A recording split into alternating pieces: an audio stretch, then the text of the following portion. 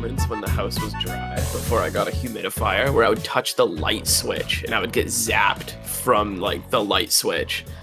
And it hurt. Like, it was crazy. It was so crazy. Your house is haunted. It's trying to get you. You know, exactly, right? So ever since then, I'm like, the problem is always static, guys.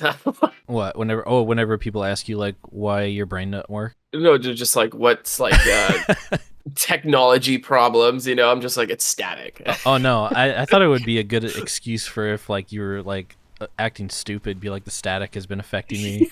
I got static in my house. The best part would be is after you say that, you touch them and then zap them with it. And then you're smart and they're dumb. Yeah.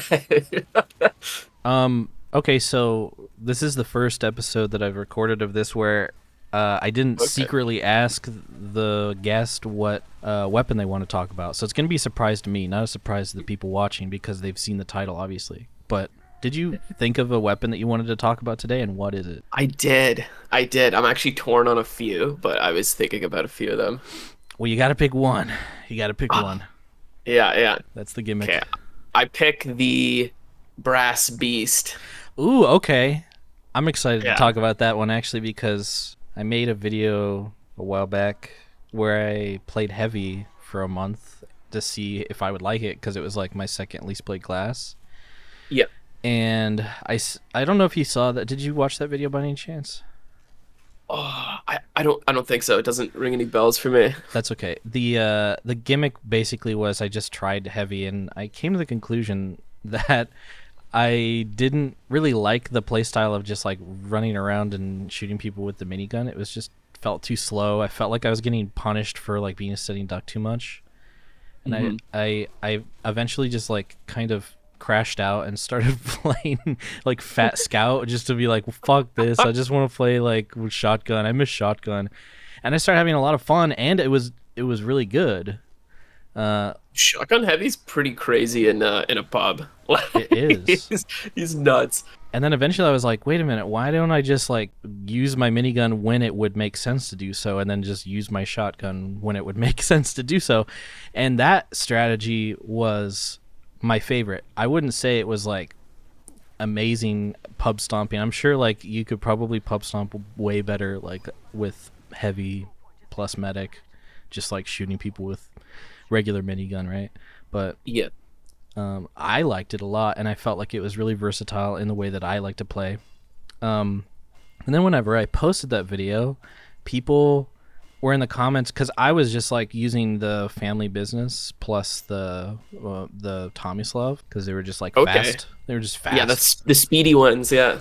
So I posted the video, and everybody's like, you should have tried using the brass beast instead, because in the situations where the minigun would be good, you might as well just use the one that does the most damage, right? If you're not going to dedicate yourself to only minigun, like I started using the brass beast because of those comments, and I think they were right, you know.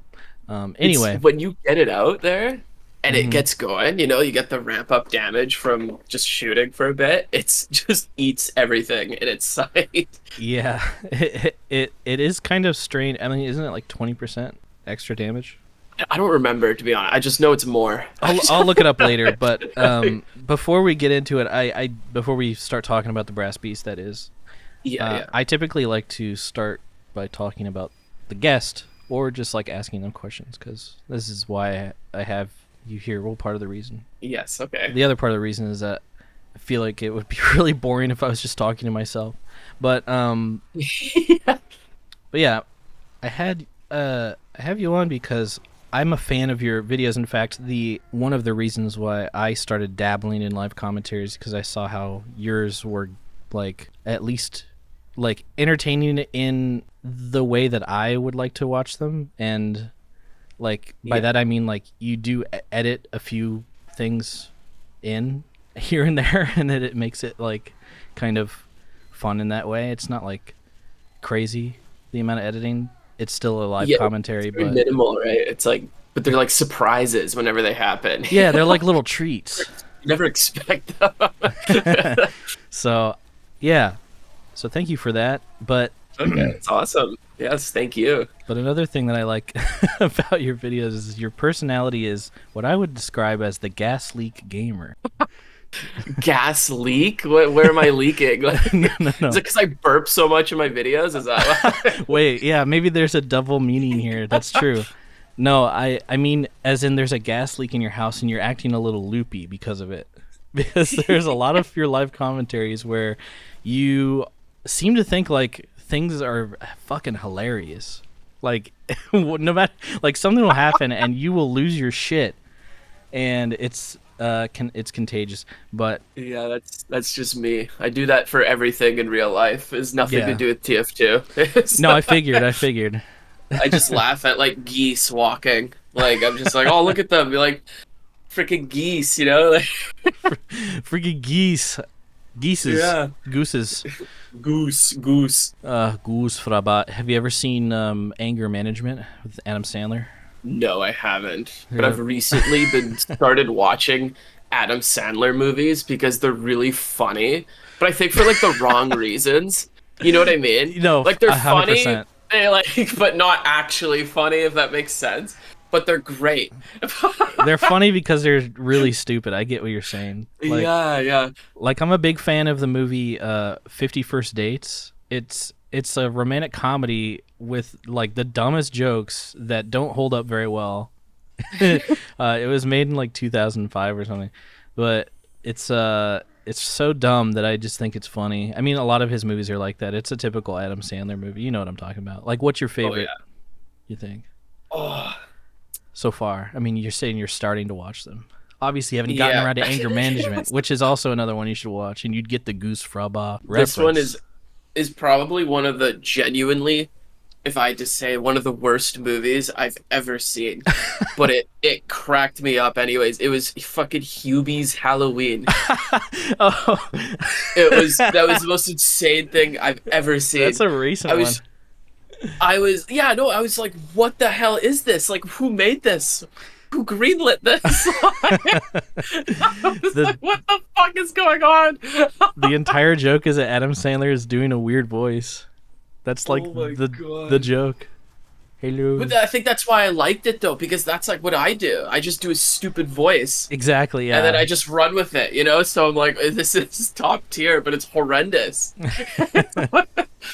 It's simple. Oh man. But yeah. Anyway, I'd say that it's just nice. I think for maybe a lot of people to see someone who is both good at the game and doesn't take the game super seriously either, because it seems like those kind of typically have to go hand in hand.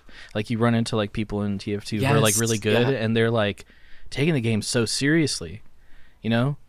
And Yeah. the people who are more chill are the people who like typically aren't as skilled, but it's nice to see someone who is I guess breaking that stereotype of being skilled and not like, I don't know, locked in, or I don't know how to put it. Like you don't come across as like trying really hard, even though you are doing very well most of the time, you know. And it's refreshing to see. No, I see that. I kind of do. I have a bit of both. It like really depends on my mood. Usually, if I'm like try harding, like focused and silent, it doesn't. It's not a video. It's just me playing. Oh right. You know what I mean? Or unless someone gets salty, then it turns into a surprise video for me. I see. Wait, That's so like, this is a random question, but are you always recording? Because that reminded me. Like you're saying, a surprise video popped up. Does that mean you're always recording them, even when you're not making a video? yeah, when I'm playing just TF2, Yeah. I'm just always recording because sometimes something funny happens and I'm like, oh look at that, like that was good, or some like storyline opens up where someone like follows me from a server to a server, or something. They're like all right, it's usually for like the getting vote kicked videos, like when I make the Y compilation, or it's for just like catching people being salty. That's it. It's like I never go out of my way to make it happen, but when they show me that they get salty, then I start like taunting or something, and then I'm like, this is a thanks for free video.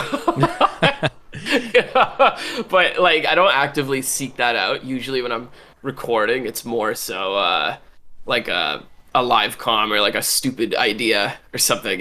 Right. I see. So So that's kind of why I have like two types of videos. You know, if I'm like dead mhm. silent the whole video, I was like just practicing or like try harding or something. Right, right. Yeah. Okay, yeah, that makes sense. I always figured you just didn't feel like commentating or something. I mean, sometimes too. Sometimes I'm just like, chill. Yeah, yeah. I like to do a bit of both, though, is kind of what I'm saying. Like, I like to chill and relax, but even when I'm like practicing and tryharding, I'm not like aggro. Hmm. You know what I mean? Like, I'm Yeah, still chill. I'm just more focused, I guess. That's the best way to put it. for sure. I guess. Well, I do want to ask you if you have any advice for people who want to play TF2 or any video game for that matter, and who want to avoid contracting a case of the gamer rages. Ooh. I mean, okay. I used to be a gamer rage boy when I was younger. Hmm. Like, Right? Yeah. when I was a kid, it's like I just grew up, that's all. No, it was So that's the advice from Fat Magic. no, If no, you're mad I'm at TF2, just fucking grow up. I just died.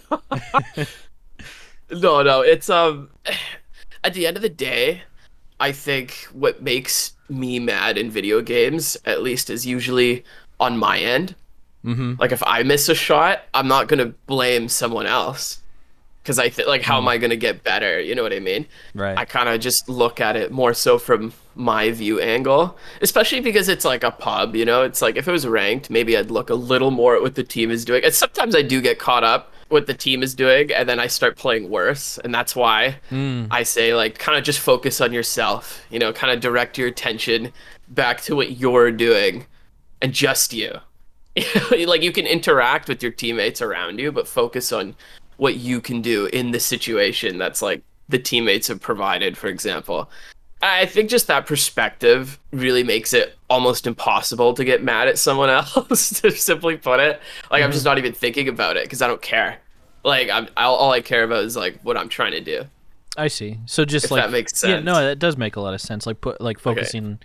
focusing your energy inward instead of like I don't know, being super self-conscious, I suppose. Because Yeah, to me, yeah, that's yeah, what yeah. that translates to is like if you're thinking about what everybody else is doing, you're thinking about what they're thinking about what you're doing. And it's like that is being self-conscious, really, right? Yeah, I think so. It's like you could tell their attention is not directed like at their gameplay, what they can do. So you already know they're not like you're not doing as well. Just thinking that way is how I see it. Right. Just by default, even if both players are like really strong and good. It's like the High level. perspective I find really makes you extra locked in, if that makes sense. Yeah. No, that makes sense. What was the other thing I wanted to ask? Oh, because in your so you've made so many fucking videos at this point. But occasionally you'll try like a random loadout and you'll dedicate yourself to it, and that's a pretty common like TF2 live com gimmick. I'm gonna do Oh this yeah, loadout, yeah. but Do this. but I'm wondering like have you ever done that and then unironically like discovered holy crap this is actually like pretty good, like this is pretty underrated. I don't know why I didn't do this before. I was just doing this as a joke just for the video, but turns out it's actually good, and then you end up just using it outside of you know just trying to make a meme video. Are there any loadouts you can think of that have you've run into like that? It's actually the weapon I chose today. Oh, the It brass just happened beast. like a few weeks ago. Like Okay. I had this idea where because I really like to care about my positioning a lot in game because I think like no matter how good my aim is, if I'm in a better spot, it's always gonna give myself an advantage. So I get really good at like seeing what the enemy team is doing and sneaking around them in a Hmm. pub. Like it's really Uh-huh. funny. So I'm like, okay, I'm gonna do this as heavy with the brass beast, and then I'm gonna jump into the middle of their team and try and spin bot as many people down as I can before I die.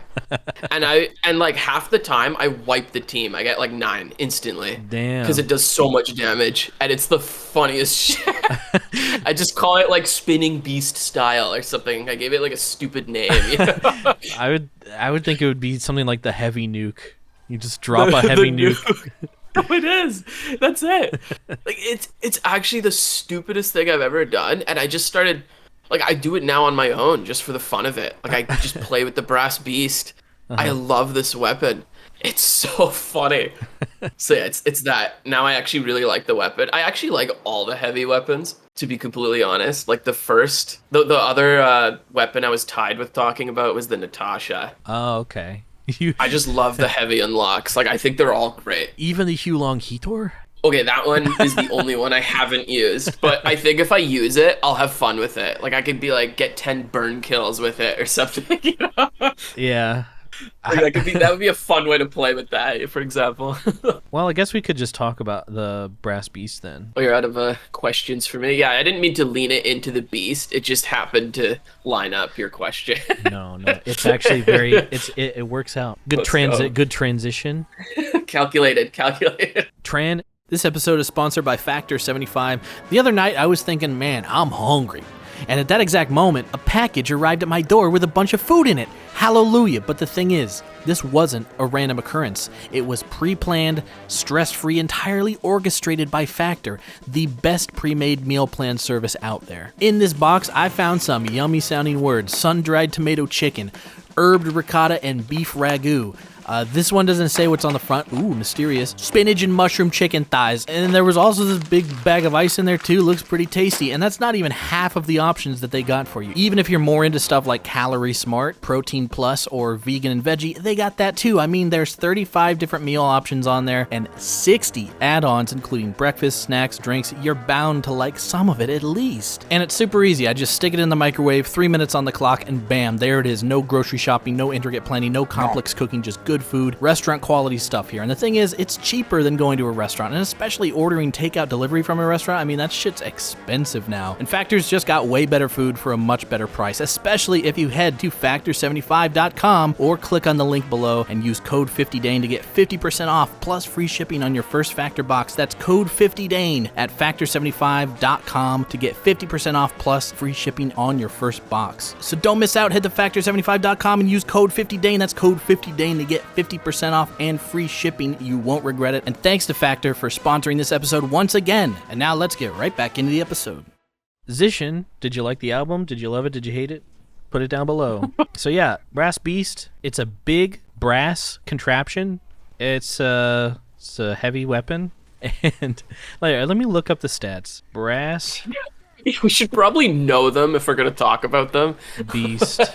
Yeah, we should probably know what we're talking about instead of making up stuff. Okay, so I was right. It was a 20% damage bonus with negative 20% damage resistance when below 50% health and spun up. That's kind of the same as the Natasha, right? Yes, which is also why I like both of them. Another great reason. That's how the heavy nuke is possible, because you can basically just stay alive longer and kill faster. Yep. 50% slower spin up time, which is something that, like, honestly, I've never really noticed that much, but maybe I just don't play heavy enough. It doesn't feel like that big of a deal. It depends. I mean, it really depends. If you're being attacked, then yeah, it feels really slow. But that's why I was having fun using it with the shotgun, because if I'm being attacked and I don't have time to, start revving, then I'll just shoot them with a shotgun. But if they're not looking at me, that's true. Then that spin up time doesn't matter. They gave you the opportunity. Yeah. Although people who aren't looking at you are much harder to hit. Do you ever find that? I find that sometimes. 100%. As soon as I lock eyes with them, it's over. But if they're not looking at me, it's over for me. Yeah. Yeah. They move in ways. I don't know. It's like once you look at them, you can stare into their soul and know their next option. But if you can't make that eye contact, you can't see into them. That is really strange. Like, because there isn't. I mean, you're making a joke, but it really is, like, making eye contact with someone makes it so much easier to predict them. But it's true. Like, it's a joke, but it is true at the same time. Yeah, I don't understand how that works. Anyway, the last stat on the Brass Beast is that it has minus 60% slower move speed while deployed, which is something that I definitely feel. That's a bigger one. That's the biggest one to me. That's the one where I'm just like, oh, so you're basically immobile. Like, you basically can't move at all. Sentry POV. Yeah, basically. So yeah, now that people are familiar with the stats if they don't know them. Well, actually, are there any unlisted stats? Because some of these freaking TF2 weapons don't list all of the stats. Do you know if they have any unlisted stats? I guess I could scroll down and look at the... I have no clue. Like, sometimes people tell me things, and I'm like, I had no clue. Like, I played Sniper for like 3K hours. I didn't know about this. Like, it's like weird. So as far as I'm concerned, there could be like 10. This game is crazy. Something that is on the wiki says the attribute that says minus 20% damage resistance when below 50% health and spun up is incorrect, as the resistance applies if the heavy takes enough damage to go below 50% health. That's cool. Also, if you're overhealed, it's... Oh my god. Well, I think... We've learned something today. I think it's like, if you're at full health and you take, like, I don't know, a headshot, right? Yep. Instead of going from 300 to 150, I think maybe because it would have sent you into going below 50% health, maybe it will apply the resistance in that case. So even though you were full health, you'd still take 20% less damage. I don't know if that's correct. Shout it out in the comments if that is an incorrect thing. Maybe we can myth bust some testers here. Yeah. What do you think about the aesthetics of the weapon, the design? Because I think it looks pretty cool. I like it. I like the sound. I like how it looks. It's an overall approved weapon by me. I approve it. What about the name? The Brass Beast. Oh, definitely the name. The name makes it. Like if it was called something like I don't know, like I can't even think of a dumb name. I was gonna say weapon _2. Like that was what I came up with. I don't know, but just Brass Beast. You know, the BB, the fact that it's a beast, like some type of animal, like it just makes it so good. Yeah. You feel like a beast when you wear this or when you use it, you know? Does it have like a Russian name that Heavy gives it? It's Oksana. So what does that mean? It's just the name of it's a girl's name. like you know how Sasha is the normal minigun and obviously Natasha is Natasha. Yeah, I see. The Brass Beast, he's named her Oksana. Sense. She gives me Oksana energy, to be honest. I dated a girl named Oksana once. Anyway, the and let me tell you, she was no Brass Beast. She was no Brass Beast. Okay, so what do you think the strong situation? I think we went into a little bit, but the strong situations obviously are when you're mitigating the downsides. That's kind of how it is with any weapon. When people aren't looking at you, right? That's the strong situation. When they don't see you. Yeah, up close and personal, and when they don't see you. Can you think of any other like strong situations this thing is good in? Yeah, it's actually surprisingly decent at long range if you tap with it. Oh, wait. Does tapping reset the like spread or something? Yeah, I've out-sniped snipers all the time with the Beast. I'm dead serious. Like, I'll look up right when they headshot, because I play sniper. I know what counters him. Like, as soon as they want to headshot me, I look up so they hit me like 50 to 40, and then I turn back down, tap them for like another 20 damage, and then repeat. And if they like keep ego trying to kill me and they don't run away, I just wipe them. And it's really funny. That's crazy. Or if you get random crits, you 2-tap them sometimes. Just it's like I actually have a clip in my Beast video that I posted recently where a medic crits me and I just sniped 2 snipers from across the map with it. Wow. It was so dumb. So surprisingly, like it's hard to do, but if you pull it off because of the damage buff, it's crazy. That is nuts, yeah. I mean, isn't that a Lazy Purple bit where you like flick your hand up as Heavy and your arm blocks your head? Yeah, there's each character has like a weird way you can move to block your head. Uh-huh. And the Heavy like puts his arm up. So I think in the Lazy Purple animation, Heavy catches the bullet with his hand, with his fingers. Catches it. That's literally what he's doing. Yeah. That's good. You're saying like at long range, like you can tap fire it and like chip people down, but what else? I mean, the heavy bomb. Can you go into a little bit more of what the heavy nuke strategy is? I mean, You've obviously probably made a video where you did that, right? But yeah, I'm gonna make plenty more. oh, This is one okay. of my favorite things I've been doing recently. Like, I'm just gonna be playing this a bunch. I mean, after this, I'm gonna go and get footage to put in the background while we're talking of me playing with the Yes. brass beast. So I'm definitely gonna give it a shot. So you got to teach me how to do it. We can hop on later if you got time. Okay. I'm down. Sure. Well, So give me the essentially, directions. oh, yeah. What's the step by step? Yeah, Step one, equip the beast. The beast, the brass one, the brass one in particular. Yes. So equip this. For me, I just use sandwich and fists. I like the default fists because it kind of gives you like an aura if you whip those out. An aura. It's like, oh my god, he's got the fists. Like he's not having any of the better heavy unlocks. He's just using his bare hands. Like, I damn. see. It's a psychological buff. Yes, yeah. That's Okay. why I wear the gibbous doing this strat too.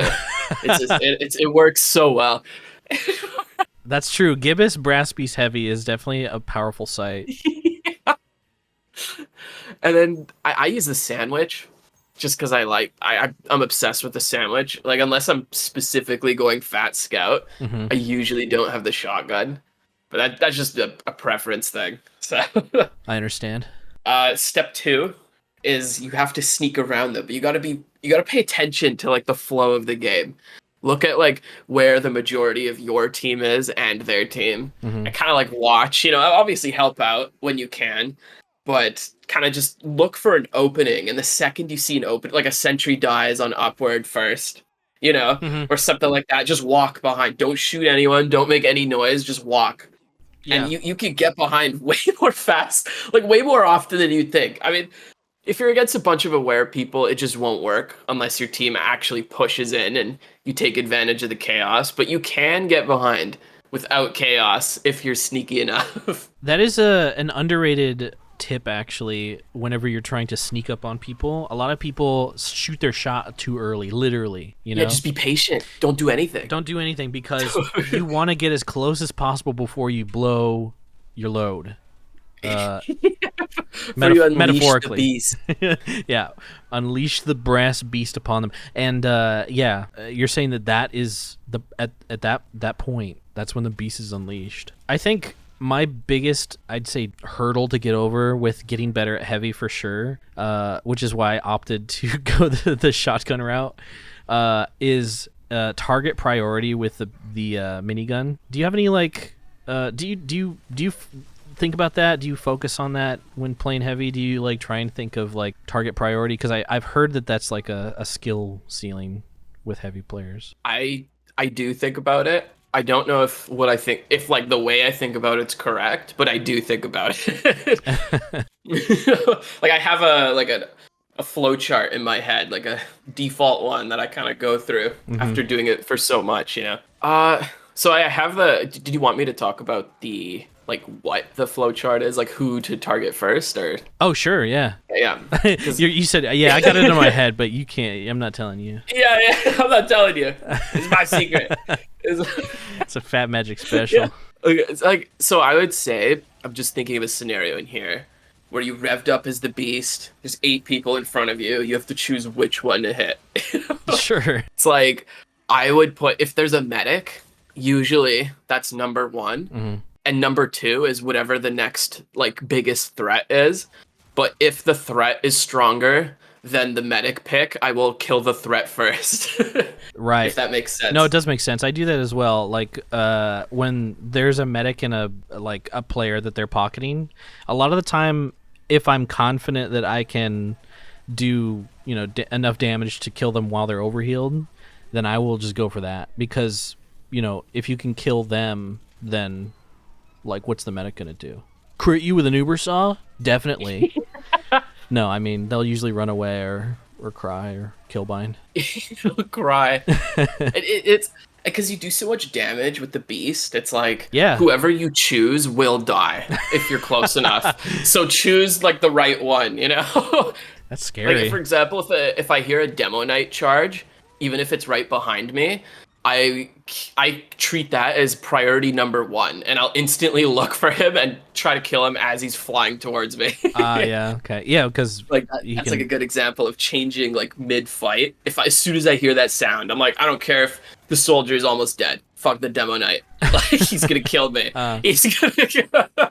So basically, it just comes down to like who is going to kill me fastest. Got to focus on them, and then Yes, yeah. and then take people out in that order. No, that makes a lot of sense to me. Okay. Use your ears, because humans' reaction speed to hearing is faster than seeing. So if you hear things, you could react faster. See, I can't really do that because when I play, I have the volume turned all the way down. And I'm listening to Weird Al at full volume instead. So. Weird Al gives you power, though. Okay, like his music video "Fat." Yes. Like that's you gaining the power as you're listening to him. Oh my god! Like the yeah. intro to that song. That would be a great like a heavy frag montage song. Fat by Weird Al. Oh man. Okay, so all right, I think I understand how to do the heavy nuke. You just basically walk up to people with your chest out and say, I'm going to be here whether you like it or not. You just take out the threats in order, and before you know it, they're all gone. Yes. Okay. Ooh, and dodge a sniper if you see he's about to shoot you. Just look in a random direction for like a millisecond, just enough to fuck up his aim, and then you got another like second to mow 2 more people down. Does that work? Everything counts when like you're 1v9ing because you jumped in. Every little stupid thing you do actually counts. Like it's crazy. I'm trying to optimize like the method. There's another thing too that I forgot to mention is turn around every few seconds randomly, even if you're mid shooting someone, because a spy will come after you. Right, that's true. Yeah, you still got to keep up the spy checking. It works checking. so well. It works so well. Just turn around. There doesn't have to be a reason. Just be like, oh, I haven't turned around in 1.73 seconds, and then turn around and there might be a spy there. No, that's true. That's generally for every class like the counter to spy. Oh yeah. Of course, yeah. But especially with Heavy, because they like him. He's so juicy and alluring to the spy, right? Right. He's so... juicy and alluring. He attracts them.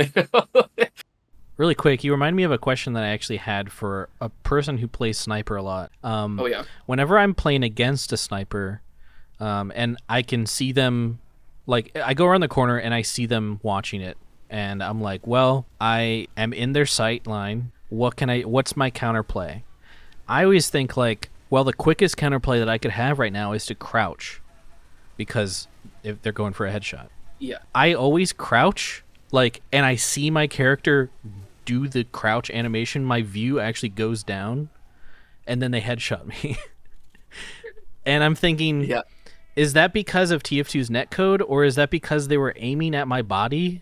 And then I put my head in their crosshair. There's a few scenarios for sure. Like one is, if I recall correctly, I don't know if this is true. I don't remember it, but I do remember hearing this, that when you crouch, until your camera hits the bottom of the screen, that's when your character starts to crouch. Oh, on their end? Yeah, I think so. Like I could be wrong about that, but that's at least my understanding of it. So that's like one thing. And 2, sometimes they're just like not aiming at the right level, and you go into it. Okay, that does happen. And you could tell sometimes when it happens too. You're like, he wasn't aiming at me there. I can't believe it. Yeah. It's funny.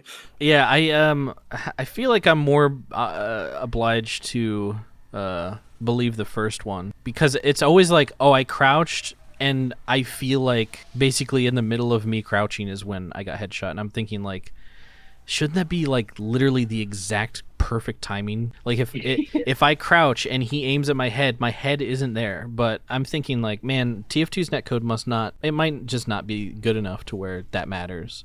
And I think I've given up on it. And I just want your blessing to give up on crouching as a way of countering sniping. And you're saying that spinning around and looking in in a random direction works? That's how you fuck up a sniper. How? Like, does it actually move your head in a significant way? Oh, I could show you later, Uh-huh. like in game, but first of all, to answer your first question though, with crouching, I would say you either have to do it preemptively, or in my opinion, don't do it. Because as soon as I see someone do that, even if I miss the first time, I'm like, I pay attention. I'm like, that person crouches, and then I'll wait for it.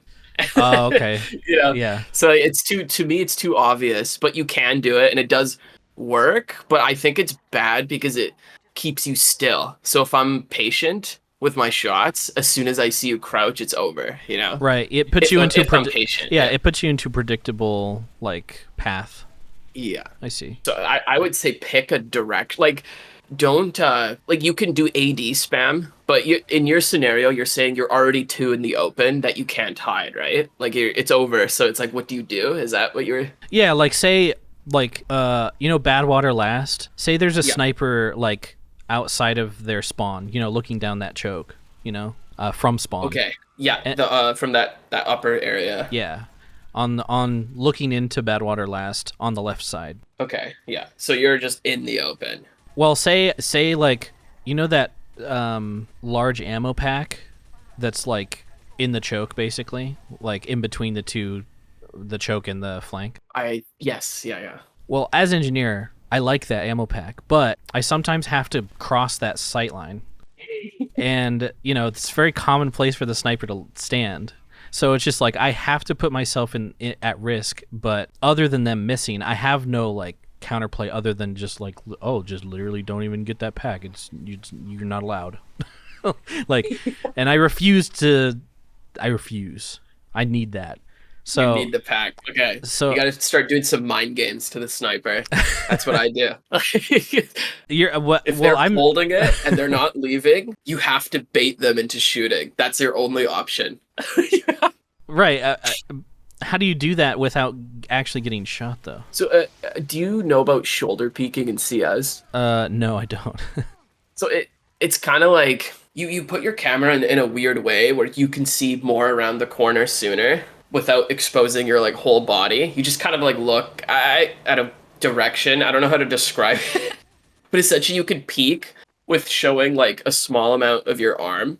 Or like half your body, quickly look and then jump back, and then you can see like where they're holding it, and you can see if they shot at you and missed. But of course the danger is if they have a high reaction speed and they know you're gonna do that, that's like why the mind game comes in. You have to like look at or peek in a different way each time. Like maybe in like a second and a half, I'll peek in like 3 weird ways. Where like one, I'll strafe around, so I'll like jump and kind of move forward and then turn back around behind the corner, and then I'll do that weird shoulder peek, and then I'll like run out in a weird direction, and then if I see they miss, I'm like, easy pack. It's weird. You just have to do like multiple different techniques in quick succession and just see if they'll shoot. Or if you do that a bunch and they're like, I'm gonna be really patient, you could just walk. Sometimes the mind game to just hold W does work. If you whip it out once in a while, like just be stupid, it does work. It gets me,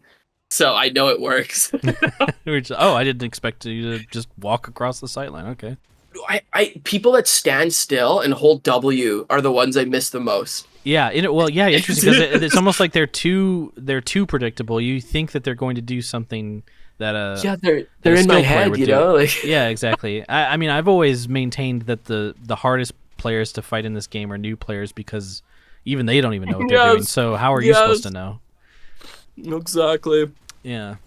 Okay, well that's good to know just for further reference. But you're saying that if I was to just walk through a sniper sight line, either intentionally or on accident, and you see that they're about to take their shot, putting your camera, you're saying like flicking it to a random direction will move your character's head in a significant way? It depends on the character. Like a soldier, for example, looking up will move your head a lot. Oh, yeah. And a heavy revved up would do that too. But I don't necessarily mean also just move your view model in a weird way. Just pick a direction and hold, like, essentially you're in your scenario. You're like, shit, the sniper's looking right at me. What do I do? Hold W and flick your mouse like anywhere from 10 degrees to like 270, somewhere in between that range. Oh. And just hold W, and you'll just pick a random direction right as he's about to shoot, and he can miss. Okay. It's crazy. It works better on fast characters, of course. Like Scout doing it is like, oh my god, they're just like a little spider, like like running around. It's like, how do you hit them? Sometimes I spin, I 360. That can mess up a sniper, just randomly spinning in a circle. Okay. It's like these are like a lot of like the little dumb ideas I was telling you that you should do in like rapid succession at your pack area.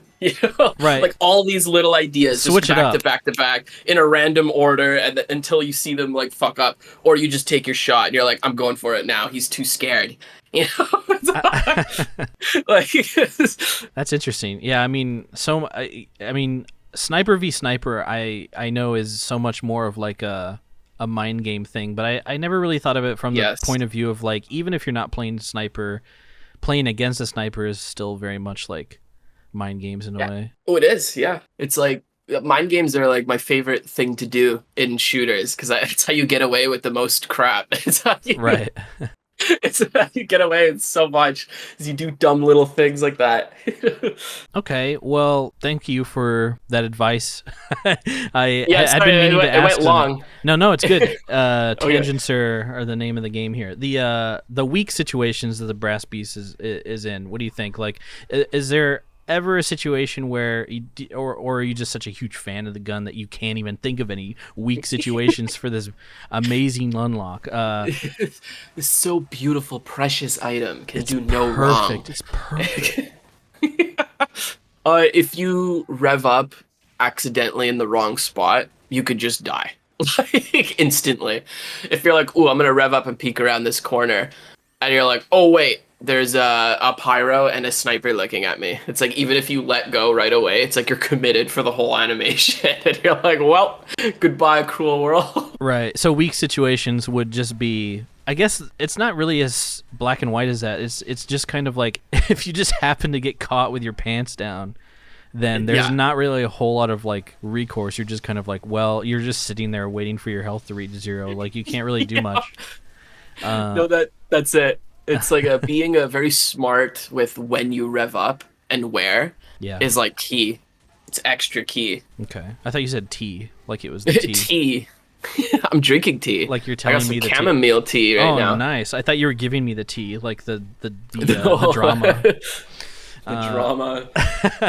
And I guess it would probably be weak for a player who wants to move around more, I suppose, and be a little bit more of like a, I don't know, I guess like a Tomislav player, really, where you just kind of like want to jump rev and stuff. So me. You can't really jump rev with at all with the brass beast. I certainly try, but I agree with you. I play like a really aggro heavy. Yeah. Just because I love the Tomislav. Mm-hmm. So I kind of play the beast in a similar way, but you just can't be as nonchalant about it. You have to be, like I was saying, like much more smart when you rev up. Like I'll rev up preemptively to a lot of situations to avoid the bad situations, I guess. Beautifully said. No, it's so true. Yes, wonderful. Would you say that it's a straight upgrade or a meme? Like, I don't know, like when it comes to the stock, yeah, okay, because it's not like up or down, it's just different is how I see it. Okay, well, that's ideal. That's how you want an unlock to be. I don't think there are very many straight upgrades, but I do like to ask that question because a lot of people like to get really like they like to over exaggerate and be like, oh, that weapon is a straight upgrade. They get mad when you use a certain weapon. They're like, oh man, you're using that weapon, it's so unfair. And I'm just like, every weapon is like can be used. Like there's not one that's like significantly destroys and it's like you should use this one, you know? Yeah, as far as I'm concerned, at least. There might be a few, but I can't really think of them where, you know, it is just generally more advantageous most of the time. But, yeah, I'd say most weapons are, like, advantageous in specific situations. But when people get mad about, like, you know, that weapon is destroying me and you're only winning because that weapon is good. It's like, well, it's good in the situation that I keep getting put into, so maybe you should put me into a different situation. I don't know. Yeah, that's true. A lot of people I've noticed chalk up sometimes winning or losing to just like numbers or stats, but they don't think about the strategy on what the players can do. Yeah, it's so much more complex than that. It's not like just like doing math. It's much deeper. It's much deeper. It's not like working out a math equation and then whoever has the highest number wins. You know, it's so much more like intricacy to a TF2 game. As silly as that sounds, I mean, like there's just so many moving parts. It's so hard to understand exactly where things went right or wrong. A lot of the time, you just kind of take it how it is. And I'm talking to like just in pubs in terms of like balancing. And in competitive, I don't know. I'm sure there's some shit's way better. You know, like stock for most weapons. You know, maybe all that kind of stuff. Although with competitive, I mean, like I don't really pay attention to competitive as much anymore. But the occasionally I'll see clips where people are using like an unlock that I've never seen them use before in competitive, and I'm like, what? When did this become a thing? Like, let's go. Like it for the longest time. People, well, I mean, this is kind of like old news by now, but for the longest time, people weren't using the market gardener at all. And then like one guy got good with it, and then everybody's like, oh, maybe it's really good actually to do 195 for free. And so now the market gardener is quite common in competitive. And then relatively recently, like a year ago, I want to say, like people started using the lock and load instead of like the Iron Bomber, which I was shocked by because the lock and load. The lock and load's been basically the exact same for like, I don't know, like 7-8 years at this point. Like, why all of a sudden now are people using the lock and load? And I think it's just like, I don't know. There's just these eureka moments that people have at high levels where they're just like, oh, actually, I think this is like super underrated. And everybody starts using it and they're like, you know what? There might be something here. I love that. That's great. I love like finding out new weird strategies. That's what I like to do. I like to do stupid things, and sometimes they're like, wait a minute, this is great. Like I remember a while ago, another old one when people started using, or one guy specifically using the beggar's bazooka in competitive, and he was just like melting everyone flying around. And Antony or something like that. I don't remember the name. Sorry if I'm butchering it and you're out there. No, it's Antony. Yeah, he's cool. Okay, I know he's crazy. Like I was like, what the hell? He's like flying around. Yeah. The beggars jumping thing is such a like, it's something that you have to like hyper focus on getting good at. So it's not the same as like the other examples that I used where it's just like, oh, this weapon is just like very useful. Otherwise you'd see a lot of people using the beggar's bazooka, obviously, right? Like, and there were a few people who were like trying to get good with it, but I think it's just like one of those things. It's a very unique weapon where you have to dedicate almost all of your soldier hours to just using the beggars in order to like actually use it at that level, I think. And only a few people are willing to do that. Antony is one of those people, I suppose. Go check out his videos. I think he's gotten, a lazy purple shout out, so he doesn't need my help, but the brass beast, though. Would you say that back to the beast? Back to the beast again. Oh no. High skill based, would you say? High skill to use this, like compared to other heavy guns, heavy weapon miniguns? I would actually say so. Yeah. Because if you don't, like if you just make one mistake with the beast, like I was saying earlier, you just die instantly. Like I think you have to have some knowledge of heavy, where he likes to be, how, like, because once you rev up you can't move very much, so you have to like commit to a spot. So just knowing like where those ideal spots are, I think is like knowledge you need to use the beast more effectively. right. Yeah, no, when you were saying earlier how like in order to get into those situations where you can basically use the heavy nuke, that entire like awareness of like openings is very much a huge skill ceiling that a lot of players who are, I'd say, like lower to middle, like don't have. They just don't have like that the game sense. The game sense. There you go. There is a word for it. That just comes with time. A lot of people that ask, they're like, how do I improve it? Just pay attention, focus, and play. And as long as you do those three things, you will you will pick it up. Yeah, So, humans are very good in general at pattern recognition. And, as long as you're looking for it, that's the key, though. Yeah, yeah. You got to pay attention to it. You don't. If you just play like 10,000 hours kind of mindlessly, you're not going anywhere. True. Yeah, you gotta open your eyes, bro. You open your third eye. Open your third freaking heavy eye. You know, like what the hell? Fucking revving up a fryer. Rev up those fryers. That's my meditation, eye-opening music. Sounds like the Dune. Those guys. Did you ever see Dune? Oh, I listen to the song all the time. The ha. It's like ha.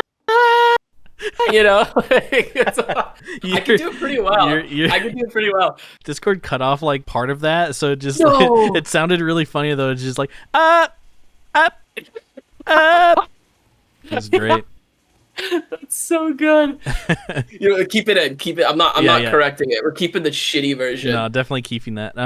Yeah, they could hear the full version on the Fat Magic channel. Okay. There you go. Just subscribe. It's a member only. 500,000 subscribers. I sing the entire Dunes. Okay, no, I'm not actually going to. No.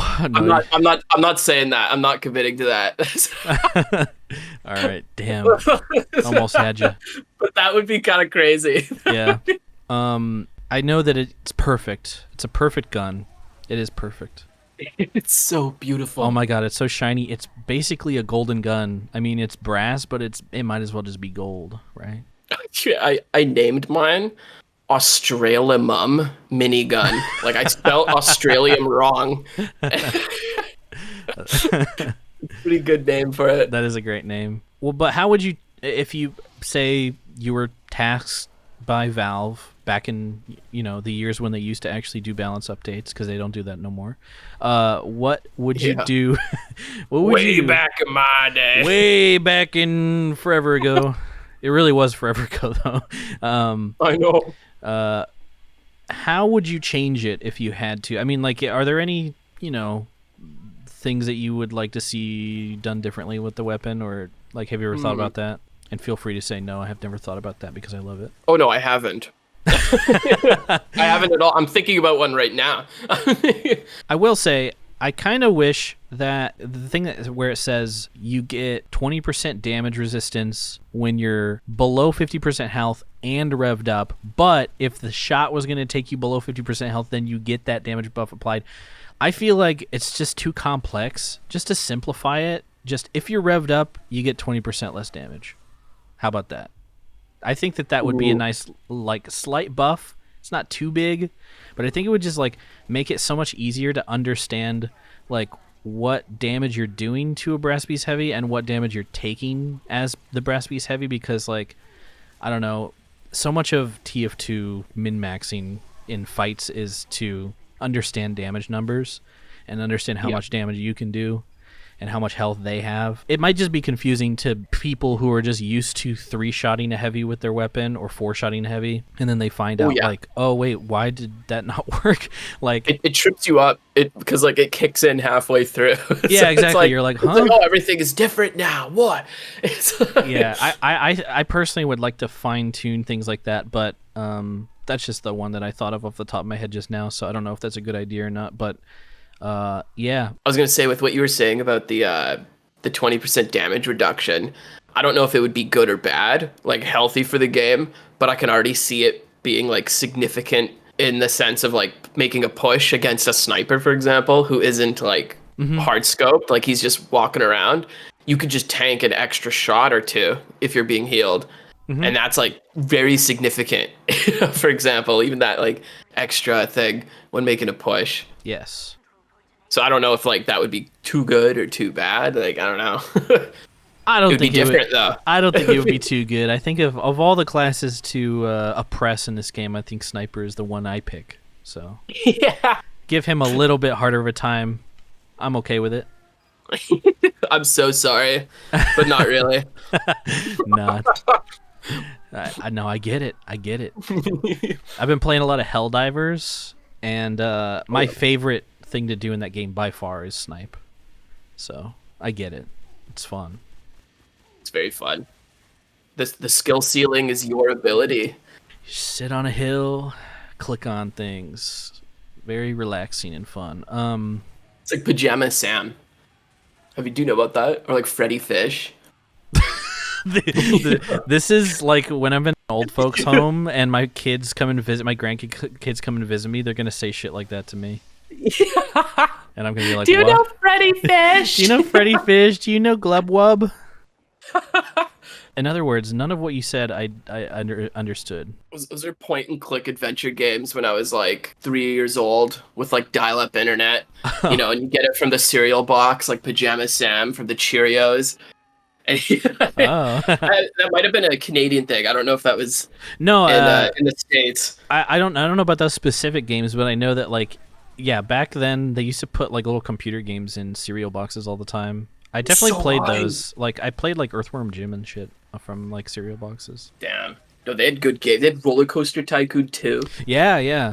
That's how I got that one. Like it was crazy. Carmen Sandiego. I haven't heard of that one. Carmen Sandiego is like it's a geography game, I think, where you gotta find Carmen Sandiego. It's called Where in the World is Carmen Sandiego? And you gotta find her. Find him. Right. Yeah, Carmen Sandiego. She's got a red hat, and you gotta find her. I don't remember anything else about the game, but I'm pretty sure it's a geography game. It's so long ago. Is it like digitized Where's Waldo? Is that they're trying to tap the Where's Waldo market? Maybe. I think it was intended to educate in a way. So I want to say that it was a geography game where you like have to go to famous cities like Paris and Hamburg or something. See. Hamburg. The famous city of Hamburg, Germany, where they invented the hamburger. You think if you go there and be like, "Oh, is this where the burger was invented?" They'd get tilted? Like... I think they would get mad because I used to live in Germany, and Germans are very like unfriendly just to strangers, which I think is just cultural. Like I don't blame them. Like it's just how it is, right? I mean, some would say that Americans are too friendly to strangers, which I would agree with that. But Germans are like the opposite. And so I think that if I walked up to a German and asked them and if that's just where the hamburger was invented, they would yell at me. So good. I'm actually dying. It sounds a great place to live, though. Maybe I should go there. I mean, I lived there when I was like 12 because my dad was in the army and we got stationed there. Oh. Yeah. How long were you there for? Only like a year or something. Well, not very long. But it was still cool. Got to see Germany, where the burger was invented. Got to see where the Germans invented the burger in Hamburg. I popped over to Paris. The cool thing about Europe is that everything's like 3 hours away from each other, so you can just go to Paris if you want, even if you live in another country. It's cool. Yeah, everything is more close there. Like going across Canada is like going across the entirety of Europe. I mean, it's probably twice as much. Maybe longer. Probably actually like twice as long. And if you get on the Autobahn, there's no speed limit. You can just go as fast as you want. You can go 150 miles an hour if you want, and you get to Paris in 2 seconds. Where does the Autobahn go? I actually don't know like where it is, or, like where it connects. You know, the Autobahn is just what they call the freeway. That's just the word for the freeway, I think. I mean, it could be completely dead wrong. Any Europeans can correct me, but it's kind of like in America, you just call like the interstate. You know? I see.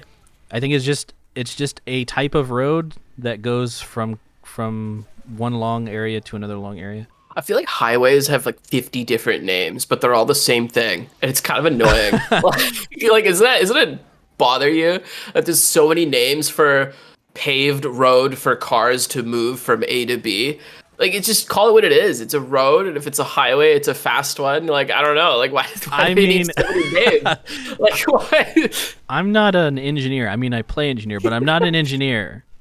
But I would want to say that the reason for that is because they actually do mean different things. Like, I hope so. Like, an interstate means that it's going from state to state, right? So you could get on if you get on the interstate, if you take it, as long as it goes, then you're going to go through multiple states. The highway... I like that. I feel like the highway means something and the freeway means something, but I don't know what they are.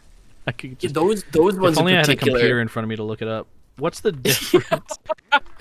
What's the difference between We're like old people arguing about something for 2 hours when we could have just like pulled out our phone and looked I it do up that. at any point. I do that all the time with my friends, where I'll spend like 10 minutes, like basically saying, "Yeah, I don't know if that's how it is," as if I don't have the answer in my pocket, and then literally I'll just be like, "Oh wait, I can literally just look it up. What am I doing?" Highway and freeway. Freeways are a specific type of highway with no direct access from adjacent properties. So no at-grade crossings and no traffic signals. Highways can be any major road, including freeways and roads. Highways is just a umbrella term of roads. So that's the culprit one. It's highway. Yeah, We found it. highway just means any road with direct access from other roads. That's so general. Freeways are the ones that like you think of whenever you get on the freeway, like the on ramp and shit. Yeah. No, I've good imaginings. Like there's so many highways in like Metro Vancouver that some of them are just straight up just normal roads. And then the freeway would be the Highway 1. It's called Highway 1, but it's actually the freeway. It's just like, you see my confusion here now, right? Like that is confusing. Why would they call it wild. That's I hate them. I hate all of them. All the roads. Take them all down. Just take them all down. Let's just start from scratch. Take them all down. We're doing it again. Sometimes I like to go and look at the trivia, but literally the only trivia on here is that it's named Oksana. So that's a bit interesting. That's a bit of a bust on that segment. Sorry, guys. You can edit the wiki on TF2 Wiki. Put more interesting trivia on the Brass Beast Wikipedia. Make something up if you have to. Lie. I'm sure you won't get banned. Change its description to it's called the Brass Beast because it's beautiful, and its real name was the Beautiful Brass Beast. Yeah. Oh yeah. That's the official description. I talked to Gaben about it yesterday, actually. Here's my trivia. Here, put this on the trivia for me. Trivia editor or wiki editors. Put this on there. It's called the Brass Beast because it's made of brass. And then put ... and then beast. It's made of brass. Beast.